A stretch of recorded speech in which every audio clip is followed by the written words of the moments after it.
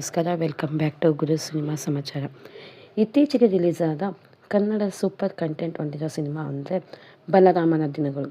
ವಿನೋದ್ ಪ್ರಭಾಕರ್ ಮತ್ತು director KM ಚೈತನ್ಯ ಅವರ ಕಾಂಬಿನೇಷನಲ್ಲಿ ಈ ಸಿನಿಮಾ ಮೂಡಿಬಂದಿದ್ದು, ಈ ಸಿನಿಮಾದ ಹೀರೋ ಬಲರಾಮ, ಬುದ್ಧಿ ಕಡಿಮೆ ಬಲ ಜಾಸ್ತಿ. ಆ್ಯಂಡ್ ಈ ಸಿನಿಮಾದ ಹೀರೋಯಿನ್ ಆಗಿ ಪ್ರಿಯಾ ಆನಂದ್ ಅವರು ನಟಿಸಿದ್ದಾರೆ.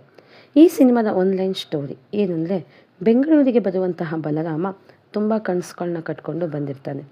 ಒಂದು ಇಂಟರ್ವ್ಯೂ ಅಟೆಂಡ್ ಮಾಡಿ ರಿಟರ್ನ್ ಆಗೋ ಟೈಮ್ನಲ್ಲಿ ಅವನ ಲೈಫಲ್ಲಿ ಏನೇನು ಪ್ರಾಬ್ಲಮ್ ಆಗುತ್ತೆ, ಅದರಿಂದ ಅವನು ಜೈಲಿಗೆ ಹೋಗ್ತಾನೆ. ವಾಪಸ್ ಬರ್ತಾನೋ ಇಲ್ವಾ, ಬಂದಮೇಲೆ ಅವನು ಲೈಫ್ನಲ್ಲಿ ಏನೆಲ್ಲ ಚೇಂಜಸ್ ಆಗುತ್ತೆ ಅನ್ನೋದನ್ನು ನೀವು ಸಿನಿಮಾ ನೋಡಿನೇ ತಿಳ್ಕೋಬೇಕು.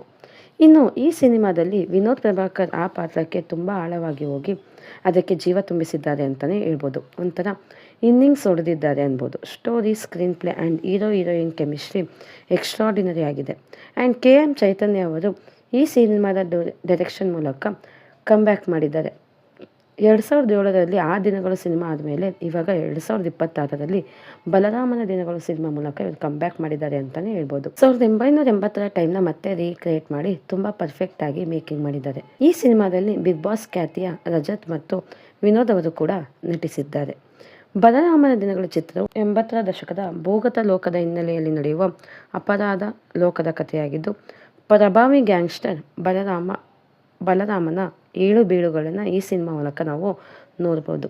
ಯಾರೇ ಆಗಲಿ ಬೆಂಗಳೂರಿಗೆ ಒಂದು ಕನಸನ್ನು ಇಟ್ಕೋತಾರೆ. ಆ ಕನಸು ನನಸಾಗುತ್ತೆ ಒಬ್ರೊಬ್ರಿಗೆ. ಬಟ್ ಕೆಲವೊಬ್ಬರಿಗೆ ಒಂದೊಂದು ರೀತಿಯ ವಿಚಿತ್ರ ಕಥೆಗಳನ್ನ ಆ ಬೆಂಗಳೂರು ತಂದು ಕೊಡ್ತಾ ಹೋಗುತ್ತೆ. ಇದೇ ಈ ಸಿನಿಮಾದ ಸ್ಟೋರಿ. ನನಗಂತೂ ಇಷ್ಟ ಆಯಿತು, ನಿಮಗೂ ಇಷ್ಟ ಆಗುತ್ತೆ. ಎಲ್ಲರೂ ಈ ಸಿನಿಮಾವನ್ನು ನೋಡಿ ಅಂತ ಹೇಳುತ್ತಾ ಈ ರಿವ್ಯೂವನ್ನು ಮುಗಿಸ್ತಿದ್ದೀನಿ. Thank you.